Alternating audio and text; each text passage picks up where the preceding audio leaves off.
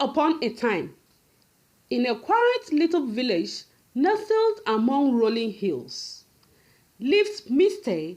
and Mrs. Ayomide. They were happy couples, blessed with 7 strong and healthy sons. Mr. Ayomide was content with his brood of boys, finding joy in their boisterous laughter and playful antics. However, Mrs. Ayomide, though grateful for her sons, longed for a daughter to share her dreams of ribbons and bows, tea parties, and mother-daughter bonding. Despite the love she shared for her boys, Mrs. Ayomide couldn't shake the desire for a daughter. She often found herself lost in daydreams of braiding hair, sewing dresses, and sharing tender moments with a little girl of her own.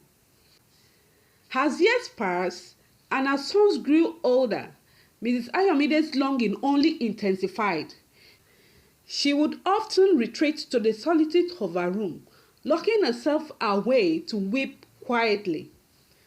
Her family, who were always worried when they noticed she was sad, would inquire about her well-being. "Why do you cry, Mama?" They would ask with concern etched on their faces. Each time, their mom will always reply, "I just wish for a daughter, my darlings, that's all." Mr. Ayomide, understanding his wife's yearning but unable to grant her wish, would wrap her in a comforting embrace, whispering words of reassurance and love.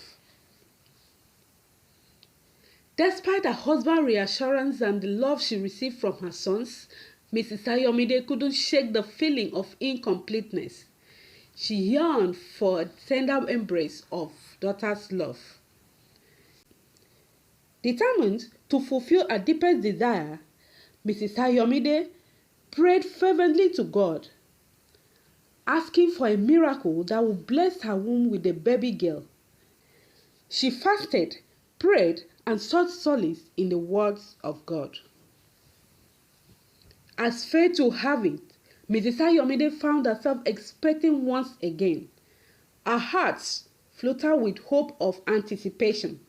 With each passing day, her belly swelled with the promise of new life, and she clung to the belief that this time her prayers would be answered. Eager to know the gender of her unborn child, Mrs. Ayomide visited the local clinic for a scan. As she lay on the examination table, her heart fluttered with excitement, but when the ultrasound technician announced, "It's a boy," her world shattered like fragile glass. Tears streamed down her cheeks as she struggled to comprehend the news. She couldn't fathom raising a son when her heart yearned for a daughter. She fell to her knees, whispering fervent prayers to God, pleading for a miracle to change the gender of her unborn child. Days turned into nights, and Mrs. Ayomide's prayer became her constant companion.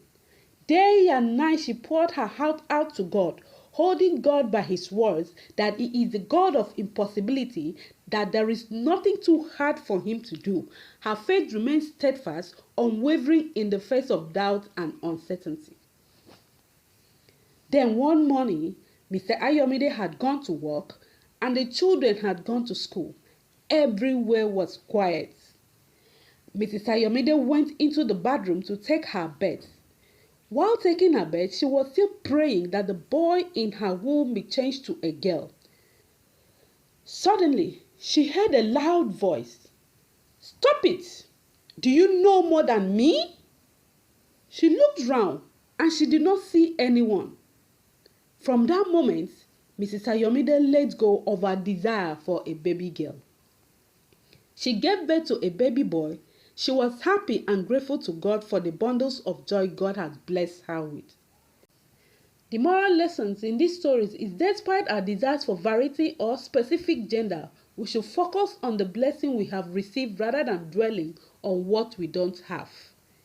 We should accept be content and appreciate what we have rather than lamenting what we lack. Furthermore, instead of letting disappointment or frustration consume us, we should trust in God and remain thankful for the precious gift of children, regardless of their gender. Ultimately, the story teaches us that the true fulfillment and happiness come from within, rooted in gratitude, faith, acceptance of life's blessings, however they come. Kindly subscribe to our YouTube channel. Thank you for watching.